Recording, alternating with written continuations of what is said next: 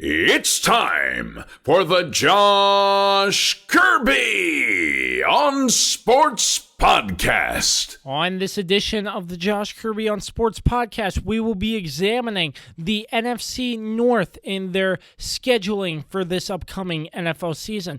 Plus, news from the NFL, Tyreek Hill not suspended. We'll take a look into that as well. Plus, so much more. Catch you on the other side. Stay tuned.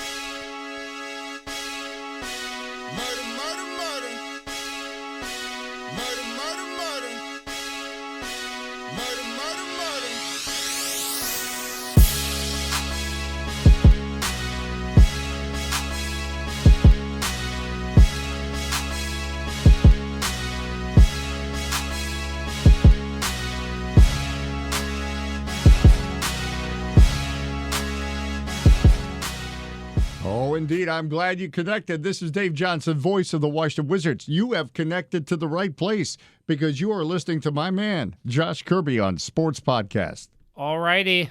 Back again after a short vacation. The Josh Kirby on Sports Podcast is back. As always, we're part of the Mayo Please Podcast Network, brought to you by Rod 11 Chips. Make sure you find a bag today inside your local Martin's, Food Lion, and Giant. And as always, thank you to Dave Johnson and JR Beats Official.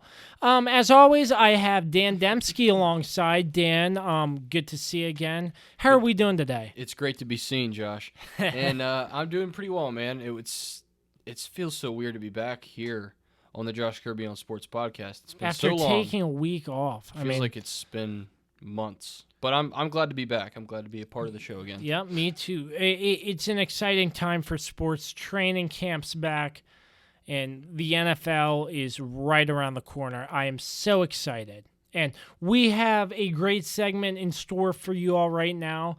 So, Dan, if you would like to explain that segment to our viewers on what we will be doing. Yeah, so Josh and I discussed having a divisional breakdown throughout the NFL, and what we'll do is we'll go through each team throughout each division in the NFL. We'll spotlight a certain division every podcast. So today, as Josh mentioned in the opening, we're going to cover the NFC North, and essentially we'll go through, we'll pick the wins and losses of each team. We'll talk about key games throughout the season. Am I right on that, Josh? And yeah, just briefly summarize it. Right. And, well, like I said, we'll reach a final record. I think Josh and I reached a consensus with most of these games. There's only like 2 or 3 that we've really sort of debated, right? Yeah, in our production meeting, we sort of did the research and stuff like that. So what we have it set in stone, what we agreed upon. This is our final numbers. We're sticking to it this year. Let's watch every game and see if we're right. Yep. So let's get into it. First, with the Detroit Lions, finishing up last year with a 6-10 record, last in the NFC North. Yep. We agreed on a 6-10 record, 6 Same wins, thing. 10 losses. Just not a lot to work with there for Matt Patricia and gang. Yeah, like not a lot. They have room to grow. They beat the Patriots last year, which is good. But I think that was a little. I think that's what the NFL wanted, to be honest. But they're still growing. They don't have a lot to work with, like you said. Yeah, they're very inexperienced and young team. Yeah, I have them beating the Cardinals, the Packers once, the Giants, the Bears, and the Vikings, and the Buccaneers. Yeah, and there's some sure wins in there, like the Buccaneers, the Cardinals. I think those are the 2 sure wins. The other ones... Yeah, because the divisional games that we picked... It's the like flip said, of a coin. It's the flip of a coin. Like because division games are so tough. Exactly. Yeah, so 6-10. Some stats to run down for you from last season. Matt Stafford, 66.1 completion percentage with 3,777 yards, 21 TDs, and 11 interceptions. Yeah, pretty disappointing year for Matt Stafford last year. Running game was not the best. Like, there wasn't really any big name. No. except for LeGarrette Blount, They but he's shuffled guys washed in. out. They shuffled guys in. Oh, for sure. LeGarrette Blount only 418 yards. Kerryon Johnson 641 yards. I don't even know who Kerryon Johnson is. Yeah, I don't watch enough Lions games. Not a single rusher over 1,000 yards. Yeah. So, but the Lions 6-10. Same record as last year. Yeah. You think Patricia's in the hot seat after this year? Or do you think he gets a break? Nah, he's not. Because they're a bad team. Nah, I think he'll have time to. Now, here's a good question: do you think he's good enough to be a head coach in the NFL? That's yet to be determined, in my opinion. Well, I mean, he was an assistant for so long. Yeah, Under think one of the greatest coaches of all time. Yeah, I think he deserves a shot. Last year was only his first year. Yeah, I know. So that's what I mean. There still needs to be time to grow. There's like a three-year period. Yes. After the third season, if there's no improvement, then he's got to be on the hot seat. Not the Steve Wilkes deal, one and done. Yeah, that was just. Oh God! Don't even get me started with that. It's so stupid. Yeah. So moving right along to the Green Bay Packers, our record we decided on was 8 wins, 8 losses. Because the Packers, in my opinion, are a rebuilding team. They fired Mike McCarthy last season. And that's pretty good. And 8-8's pretty good for this year. With a rebuilding team, that's pretty good. Yeah, I mean, because they still have Aaron Rodgers. He's not the same. He with injuries and stuff. He's not the same player. It's too bad. But still, he's a veteran presence on that organization. The only issue I see with the Packers this year is with their new head coach in Matt LaFleur. After last year, they fired Mike McCarthy after their 20-17 loss over the Arizona Cardinals. So, I mean, it comes down to, I remember seeing the report last year that Aaron Rodgers and Mike McCarthy did not have a good working relationship together. So, in my opinion, will there be a different relationship between quarterback and coach next year? This is Aaron Rodgers' team, and it has been for years. I think the problem with Mike McCarthy is he was like, Aaron, first of all, I'm the head coach. I've been here longer. He helped coach Brett Favre later on in his tenure with the Packers. But now you have a rookie head coach, and a lot of times they're going to be looking for players they can depend on, and there's Aaron Rodgers, a guy who's been the guy since, I guess, 2008? Is that one? After Brett Favre. Yeah, I think it was 2008 or 9 when Aaron Rodgers took over for the Packers when they traded him when he retired and then re-signed with the Vikings, which was such an odd situation. But yeah, this is Aaron Rodgers' team, and I think Matt LaFleur is gonna just say, hey, it's your team, man. Run it the way you want to run it. And if he doesn't, then he's an idiot. If he tries to, keep Aaron from doing what he wants to do, he's not taking care of his quarterback, and therefore they're going to be a losing football team. They're going to be worse than what we said they were going to be. Yeah. So 8-8. We'll see. I think 8-8's pretty fair. Yeah. 8-8. I think it's fair. Moving right along. The Minnesota Vikings, a team I'd like to talk about in great depth a little bit. A team with no help. Seriously. Like, Latavius Murray and Dalvin Cook, they didn't really rush that much this year. Their running game was atrocious, in my opinion. This is like Kirk I mentioned. Cousins had nobody to throw to. He still has over 4,000 yards passing. He still had, 31 touchdowns last year? 30 touchdowns, 10 interceptions. That's pretty good for not having anybody throw the ball to. Yeah, but we should look at this, and let me see if I can find this, Josh. Case Keenum stats from the year before when he helped them win a playoff game. They had a ton of talent. I don't know. Like Stephon Diggs, I remember. Yeah. I think he was injured last year, if I'm correct. Stephon Diggs. He did get hurt early on the season. Yeah, I'm not. I'd have to double check. I'm not entirely sure. But the Vikings, I have them at an 8-8 record along with you. And okay, so Case Keenum in that playoff in the year where they got to the NFC title game, which is the one we talked about in our production meeting, he had 22 touchdowns and 7 picks in 2017. Jeez. So Kirk Cousins played better than he did. Better. But 10 interceptions? That's better? Yeah. Well, he had 8 more touchdowns though. I'll take 8 more touchdowns if you're going to throw 3 more picks. All right. I mean, that's All right, that's fair. I'd rather give me the money. That's what makes the money. So That's fair. And the Vikings had a much better defense that year too, which really helped them. And of course, it helped them in the couple playoff games that they played in. Yeah, so but yeah, the Vikings, they need to find a good running back, or I know Dalvin Cook hasn't been healthy, but this year he can be a great runner. Could Dalvin Cook break out? It's Dalvin. Dalvin, excuse me, Dalvin Cook. Could he break out this year? Possibly go on. I don't know. Over 1,000 yards. Well, I mean that offensive line is also, it's the same deal that Kirk Cousins had with your team. Well, I'm not really going to go into it very much. Yeah. But I mean, Kirk Cousins, he's talented.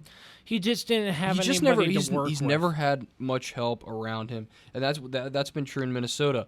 They paid a lot of money for him, and the problem is, and the Ravens found this out, and other teams, when you put all your money down on one guy, you can't afford to sign a receiver or a running back or someone to help out your quarterback more often, and that's the problem the Vikings had last year.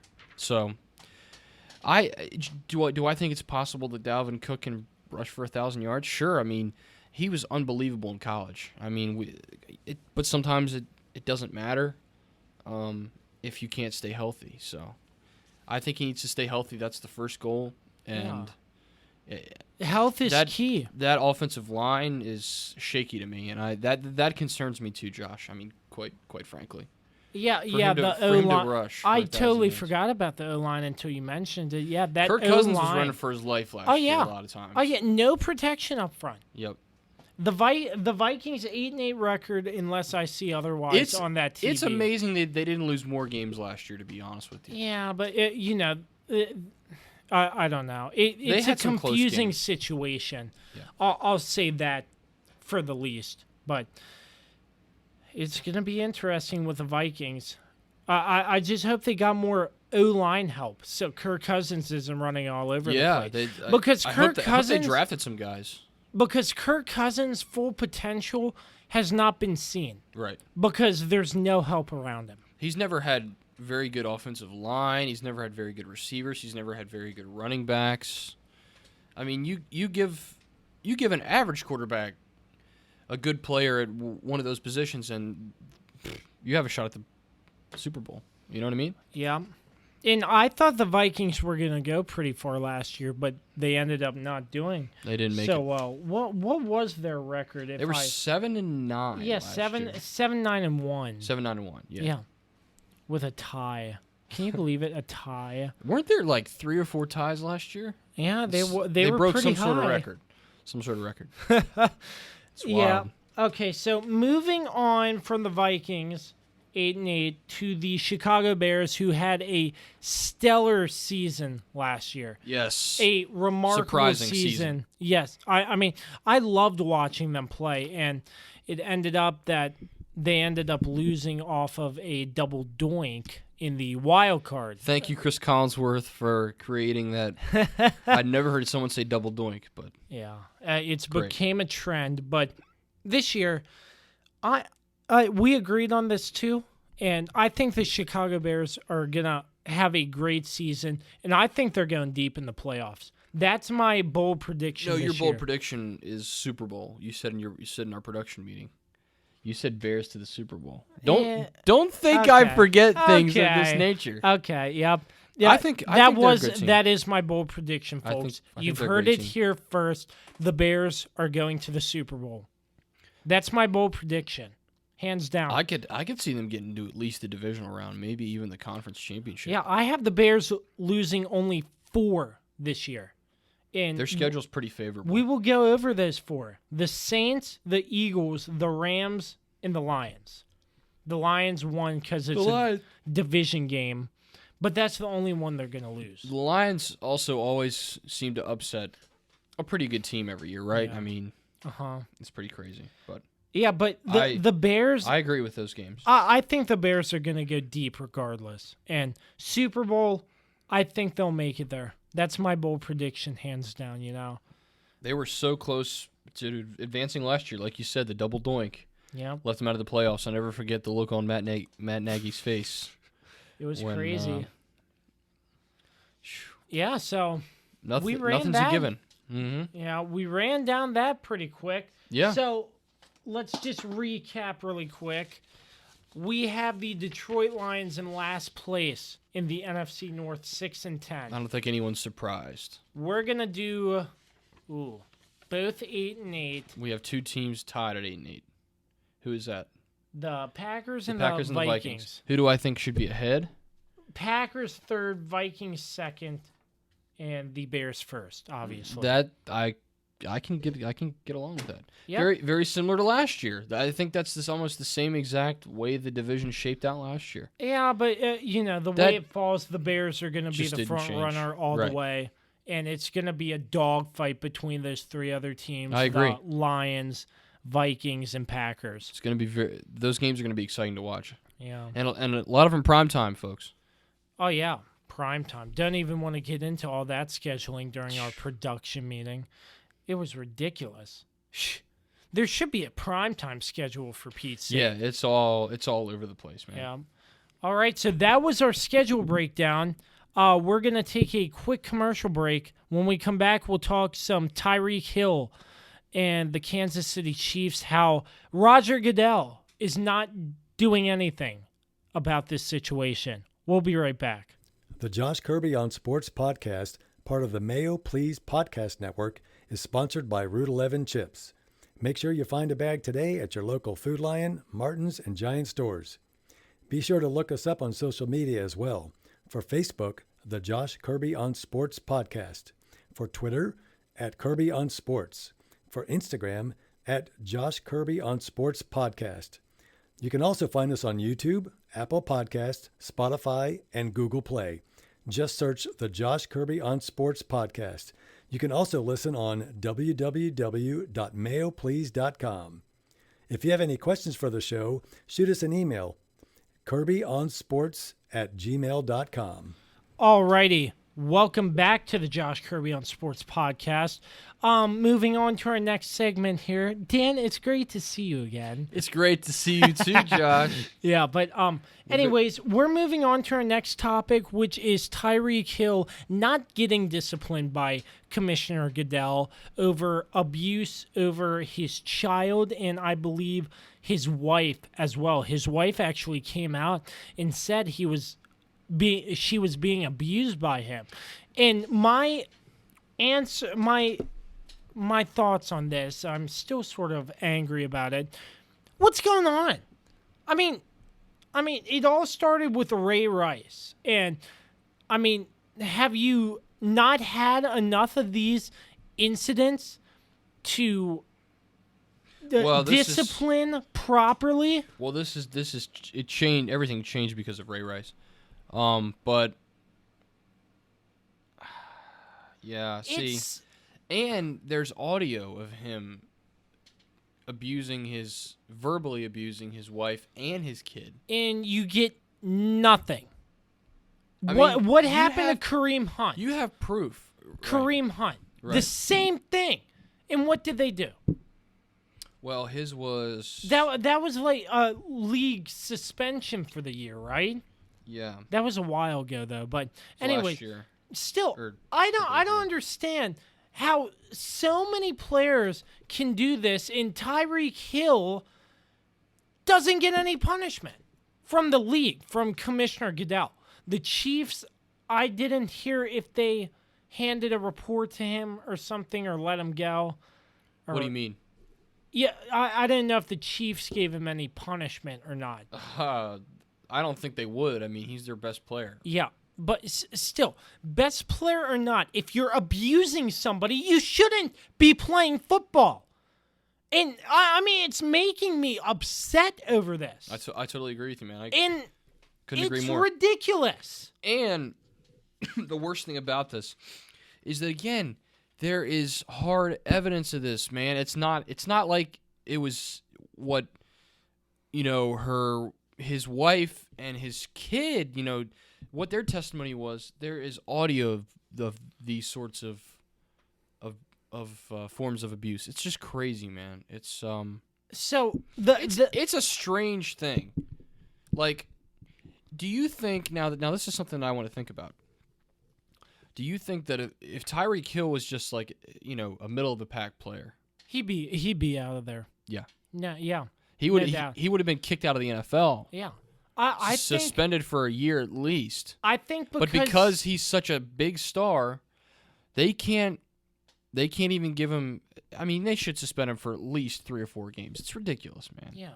It's ridiculous. But I think the reason for no punishment is so the ratings in the NFL stay up. Oh yeah. Yeah. Oh yeah. It's all a business now, trying to keep it's ratings all up. about the dollar signs, Josh, and that's really the name of the game at the end of the day. I'm never gonna stop watching the NFL because of how fun it is, but still, Roger Goodell, get your act together, and you need to set a plan in place. There needs to be the same punishment for everyone, regardless. Ray Rice, when he got in trouble, he wasn't at the top of the NFL. We all know that. Kareem Hunt was, and I felt like he made an example of Kareem Hunt. But why go a different direction here, and why do nothing at all? It's just appalling. Yeah, so what I'm thinking, if I was the commissioner, I would set a guideline. The first offense, you get suspended X amount of games with some sort of other punishment. The second time, you're banned from the league for life. Because this is 2 times in your band. Wow. This is a job. It's unacceptable. If you abuse somebody, I would assume this would be the case. Like if you were abusing somebody, you got arrested, police came, you get fired. Yeah. Am I right? You're exactly right. Yeah. Same with me. I'd probably get fired. We're working class citizens, so that will never happen. But we're still, not rich, yeah. The NFL, you get paid to play, and it is a working job. And they're just not doing that. Yeah, and Roger Goodell. I like what you said with put a plan in place, make a tiered system. Yes. And make it public. So not only do the players, the owners, the coaches, not only did they know what's going on, because we had that situation with that assistant coach for, my mind's blanking. Zach, what was his name? Zach something. That was college. I'm sorry. That was Ohio State. But that was a similar. I mean, that's I know who you're talking about. Yeah, that was the Ohio State assistant coach. So sorry, I got it confused. Yeah. But I'm sure you've had coaches in the NFL that have done this sort of thing before. But there has to be the same punishment for everyone, regardless of whether you're a player, an equipment manager, a coach. It shouldn't matter. Yeah. There should zero tolerance for any of this. Yeah, there should be a plan in place that sets X number of games suspended plus your team punishment. You think second time banned for life? Yes. Is that your? Yes. You should get at least one chance to correct yourself. If not, don't play because it's a job. You're getting hired by this team. You're getting paid. You're representing the team. You're representing the NFL. You're representing football in general. And if these players do it and get away, how does that look for the team? How does that look? Yeah, that's true. For the team, that keeps them. For the fans. And promotes them too. Yeah, that's going to be a big thing too. I wonder how the Kansas City fans are going to react. I'm sure they're happy because, he had 14 touchdowns last year, and. The Chiefs are going to be lethal this year, so we'll see what happens. Yeah, so it's just sad. That's one word to describe it. It's simply sad, man. It's something's got to change, and I agree with what you said. There needs to be a structured plan in place. None of this, notoriety is concerned. No more of that crap. The same punishment for the same crime. That's just how it works. It should be how it works. Yeah, so as more details arise with that, we'll keep you updated. So nothing's going to change soon because he's been reinstated, so we'll I don't know. We'll see if he can stay out of trouble this year. We'll see. What if somebody else does this? What Oh, does I'm that sure. mean? I'm sure that there's one player a year that usually does something like that. So it's really sad, man. It's unfortunate because the abuser, the abuser gets kind of lost in the shuffle, especially when it's an NFL player involved. Yep.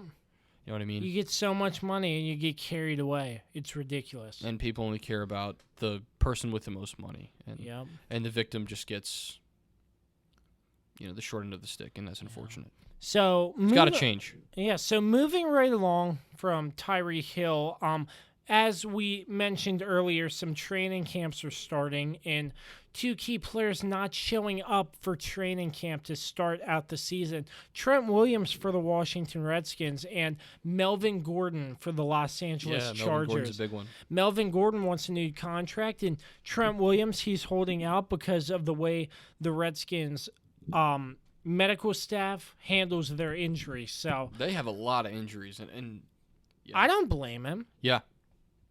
I think I said this on a previous podcast, but I don't blame him, Hold out. And I don't want Trent to go because he's a valuable asset to our team. And you especially don't want him to get hurt in training camp and preseason, right? I mean, Yeah. you don't want him to get hurt at all, I guess. Uh-huh. Yeah, so I don't know. Melvin Gordon, do we have any more news on his contract, if they're going to work with him or not? Let me see if something was said today. There wasn't anything that I had heard that developed, but let me Yeah, look real but quick. going on to Trent Williams, the Redskins organization is a mess right now. And I mean, there's so much going on already, and I just don't know what to think about the Redskins this season. I'm just going to leave it at that because I honestly am not sure if the Redskins will have a decent season with all this drama, Plus, they're young. They've got a rookie quarterback. They've got a bad defense. The defense is a big concern They for me. have 3 quarterbacks, but they're probably going to start Dwayne Haskins. I think Dwayne Haskins is the clear-cut number 1 quarterback. Yeah, the clear cut, but still, he's a rookie. I mean, he's better than what they've had before. Case Keenum, I'd suggest. In my opinion, I say we start Case Keenum. He's made it to an NFC championship. Yeah, game. but you know what's going to happen the second. He's an average quarterback if you look at his stats over the years. Yeah, but still. And the second he throws an interception, you know what people are going to say. Yeah. You know how fair weather a lot of fans are, especially when it comes to quarterbacks, because we jump on. It's just what happens when teams draft rookie quarterbacks. As soon as the veteran guy or the guy who has at least got some experience under his belt, makes a mistake, let's see the rookie quarterback because he's a lot better than that. But Yeah, so it's kind of messy. News out of mini camps. The training camps, I can't believe it's here. Like I said earlier, I'm so It's hard to excited. believe. The end of July is just I'm around the so corner. excited for the Hall of Fame game in Redskins season and Oh, yeah, every Hall of Fame season. game.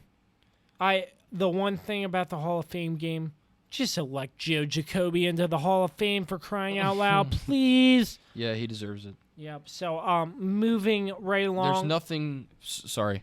Do you tell me No, to go see? ahead. Go ahead. There is nothing new here with Melvin Gordon. Like I said, the last thing is he just informed the Chargers this morning, so he had some good, decent breaking news. Yeah.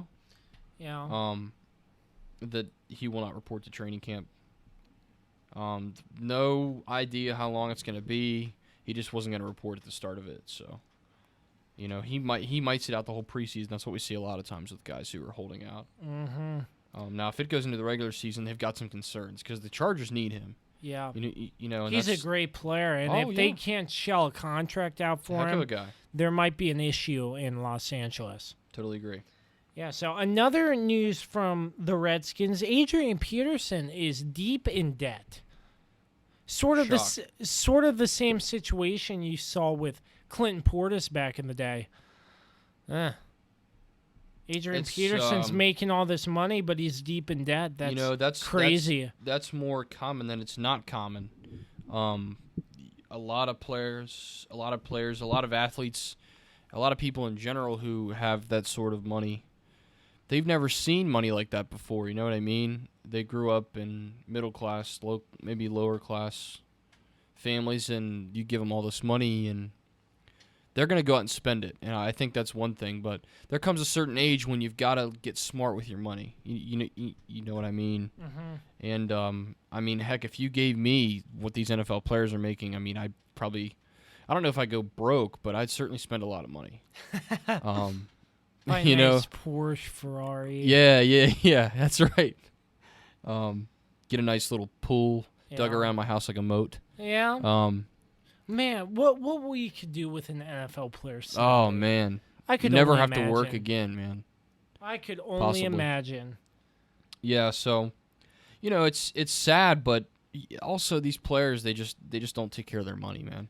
Like I said, when they're rookies, One person. when they're 22 years old, and you give them that money, they're going to spend it. If you gave me that money, I'd spend it, It doesn't matter. So, but once you get in the NFL for 2 to 3 years, you got to start wising up a little bit and saying, maybe it's time I put some money away and think about my life after football, because it doesn't last forever.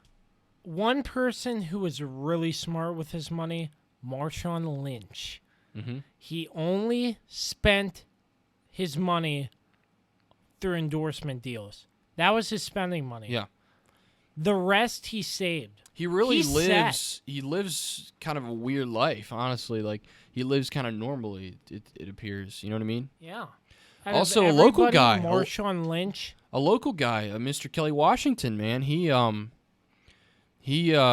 from the NFL. I suppose it's been 5 or 6 years now since he's retired. But he's now. I'm not sure where he's living, but he's Living out of the country. He's Yes. a personal trainer. Yes, he's living out of the country, but I'm not sure where. But he did really well with his money, and he learned early on, I'm sure, you gotta focus on what's important, man. It's not too many people think about what they're gonna do now with the money, and I think that's just society in general. It's not just athletes and celebrities and stuff. So yeah, well, it's sad, but like I said, I really don't have any sympathy for Adrian Peterson. Like, how do you go broke? You play in the NFL and you're broke. It's crazy. It's just absolutely mind-blowing to me that you can go broke, but it happens a lot. There's a documentary, I can't remember what it's called. It might just be called Broke. It was on Netflix, but I'm not sure where it is now. We'd have to Google and find out where it is, but it went through some athletes, maybe like guys like a guy, I think Vince Young was in it, maybe some other ones. Mm-hmm. Guys who went broke when they played in the NFL, the NBA, and a couple other sports. And so check that out, Josh. That'd be something interesting for you to All right. watch. Last topic, you wanted to talk about some news in the boxing world, Dan. Yes. So there was on Friday night there was a boxing match, a lightweight boxing match between Matthias and Dadashev. Those are their last names. I think it was on ESPN Plus. And it was at. We're too broke for ESPN Plus. Yeah, I watched it on YouTube like the day after, because Dadashev, who is, I think he's Russian. I really should have found this beforehand. Anyway, he got pummeled for 11 of 12 rounds, and he was he went to his corner in between the 11th and 12th round, and his trainer said, "I'm going to stop the match. Like, you are getting pummeled out there." And he's like, "You're taking too many shots to the head." So they called the match. Matthias won the match by TKO. And it just built up. I mean, the first few rounds, Dadashev was just getting destroyed. I mean, but it wasn't until like the 7th, 8th, and 9th round that he really started taking the headshots. Anyway, the bottom line here is he had to have immediate brain surgery after this match. Yeah, that's crazy. He couldn't stand up, so he's sitting in the corner of the ring. He couldn't even walk. They had to get a stretcher out there. They supposedly they wheeled him back to where the ambulance picked him up, and he apparently vomited blood. So they knew we have to get him there quick, because he's got. I think when you vomit blood and you've taken so many blunt force blows to the head, they think probably brain damage. So unfortunately, he did not survive. He did not. They operated, and he was put into a coma. That's crazy. And unfortunately, it was too much for him. 28 years old, left behind a wife I know of, and I think he had a couple kids as well. But just tragic, and people are arguing whether or not they should have stopped the fight, beforehand, and he was getting pounded really good, especially by the 8th and 9th round, and maybe they should have stopped it early, but with the damage he had, who knows what it would have done. So it's very saddening, but it's also just a stark reality about what these boxers face. I mean, and guys in UFC too, it's the same sort of thing. Like, so much, they put so much damage on their bodies and on their minds and stuff. So, just a very sad situation. Obviously, our thoughts and our prayers here go out to Dadashev's family and friends, and of course, Matthias also commented on that as well. And he said, I'm going to read the quote here. He said, quote, "No one is prepared to die while looking for dreams and goals. We simply go to the ring thinking about the well-being for our family without knowing how complicated and difficult it is to get in the ring. Fly high, great warrior. Only God knows the reason of things. You will always have my respects. Rip Maxim Dadashev." End quote. So he was apparently very upset about the whole thing. It's crazy, and you never know. You just gotta look out. Like all these NFL players getting CTE over the years. Those head injuries. The head injuries build up, and there needs to be awareness for it. I mean, I'd be certain that he had a lot of head injuries before, because, I mean, one match doesn't cause it. You know what I mean? You know what I'm saying? You can get hit in the head. You can get hit in the head a lot of times, and I mean, if I hit you in the head right now, I mean, you'd probably don't hit me in the head, please. You'd probably survive. So I think we'd be okay. Yeah. I'm not gonna hit you in the head. Don't worry. But yeah, it's So I feel like that's something I'm interested to see, kind of like the coroner's report, honestly, just to see kind of if he had a history of. I mean, obviously he probably had a history of this. He was a boxer, for God's sakes. Yeah. He gets hit in the head all the time, so I kind of want to see like how bad it was before the match, if they can figure that out. I don't know if that's possible, but yep. It's just a fair warning to people who play contact sports. That's what you're getting into. So. All right, Dan, any last words for the podcast? It was a fun one, another fun one. Yeah, we covered a lot of different bases today. I said we covered our bases, but we didn't even talk about baseball. We'll save that for next time, maybe, huh? Yeah, probably. I don't really have much else to say, Josh. I just like to... Not really anything too big in baseball. No, we're still in the dog days of summer, and we're about to get in the more dog days of summer here when August rolls around. So, thanks again for having me on. Yeah, always. It was a lot of fun. Always welcome. I always enjoy it, and I look forward to it. So, you know who we're part of, the Mayo Please Podcast Network. Make sure you check them out, www.mayoplease.com. As always, the Josh Kirby on Sports podcast is presented by Route 11 Chips. Make sure you find the bag today inside your local Martin's, Food Lion, and Giant. Thanks to Route 11, thanks to Dave Johnson and JR Beats Official. As always, make sure you find us social media, Facebook, Instagram, Twitter. You can find us on all listening platforms, Spotify, Apple Podcasts, Google Play, www.mayoplease.com, or search up the Josh Kirby on Sports podcast. Until the next episode, we say so long and peace out.